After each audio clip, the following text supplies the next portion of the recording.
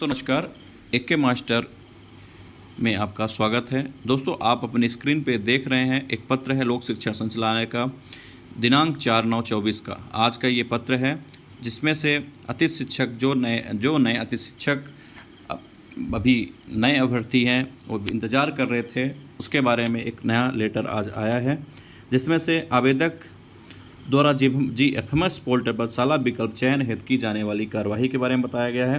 सर्वप्रथम आवेदक जिनके पास सत्यापित स्कोर कार्ड उपलब्ध है एवं आधार KYC व link HTTPS GFMS MP government इनका प्रयोग कर लॉगिन करें। आवेदक को सर्वप्रथम अपनी प्रोफाइल प्रदर्शित होगी जिसमें वह अपनी फ़ोटो अपलोड करेंगे। अपलोड फ़ोटो का साइज़ 300 KB से अधिक न हो, मतलब जो फ़ोटो हम अपलोड करेंगे वो 300 KB से अधिक नहीं होनी चाहिए। आवेदक गेस्ट फैकल्टी काउंसलिंग ऑप्शन का चयन कर व्यू माई वैकेंसी ऑप्शन के माध्यम से आवेदक के स्कोर कार्ड में उपलब्ध पैनल के आधार पर रिक्तियों की जानकारी प्राप्त कर सकेंगे। अतिथि शिक्षक हेतु संभावित रिक्तियाँ GFMS पोर्टल पर आवेदन के लॉगिन पर जिलेवार, ब्लॉकवार, पैनलवार प्रदर्शित होंगे, जिसमें अतिथि शिक्षक रिक्ति कोड एवं रिक्तियों की संख्या भी प्रदर्शित होगी।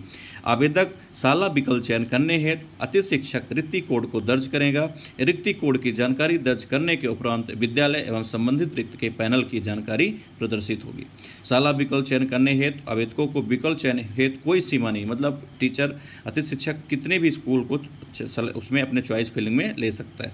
आवेदक द्वारा साला विकल्प चयन करने के उपरांत जानकारी में त्रुटि होने पर त्रुटिपूर्ण साला के विकल्प को डिलीट कर सकेंगे, किंतु आवेदक साला विकल्प चयन की जानकारी लॉक करने के उपरांत किसी भी तरह का संशोधन, अगर आपने जानकारी को लॉक कर दी है तो किसी भी तरह से संशोधन नहीं कर सकते। साला विकल्प चयन की कार्रवाई सावधानीपूर्वक करें। जानकारी एक बार लॉक होने के उपरांत किसी भी प्रकार का संशोधन नहीं किया जाएगा।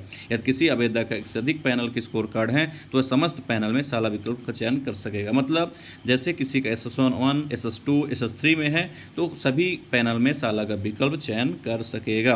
पैनल साला की प्राथमिकता के आधार पर साला आवंटन होगा। यदि किसी आवेदक का, समझिएगा, यदि किसी आवेदक का score card panel SS1, SS2, SS3 तीनों का है तो आवेदक जिस पैनल में जिस स्कूल की प्राथमिकता देना चाहता है उसी क्रम में साला विकल्प का चयन करे। उदाहरण के लिए किसी आवेदक SS2 का एक स्कूल पहली प्राथमिकता है तथा SS1 का स्कूल का दूसरी प्राथमिकता है। पैनल के साथ रिक्तियों क्रम आवेदक को निर्धारित करना होगा। विद्यालय आवंटन संबंधित द्वारा दी गई शालाओं की प्राथमिकता के क्रम में होगा। अर्थात जिस साला का GFMS पोर्टल रिक्ति कोड प्राथमिकता क्रम में दर्ज करें वही पैनल रिक्ति मेरिट क्रम में आवंटित होगी। आवेदक द्वारा साला विकल्प चयन की जानकारी दर्ज करने के बाद उसको सबमिट और लॉक करना होगा। समान निर्देश जो हम बताया गया उसको समझिएगा। आवेदक का किसी एक पैनल में विद्यालय आवंटन होने पर दूसरे पैनल में विद्यालय आवंटन नहीं होगा। आवेदकों को यह सूचित किया जाता है कि वे अपनी सुविधा के अनुसार रिक्तियों को पृथक से कागज़ पर लिख लें। सबसे पहले जब आप स्कूल के बारे में चॉइस फील्ड में लिखेंगे, सबसे पहले आप प्राथमिकता क्रम में लिख लें, उसके बाद विद्यालय की प्रविष्टि आप उसी अनुसार प्राथमिकता अनुसार करेंगे।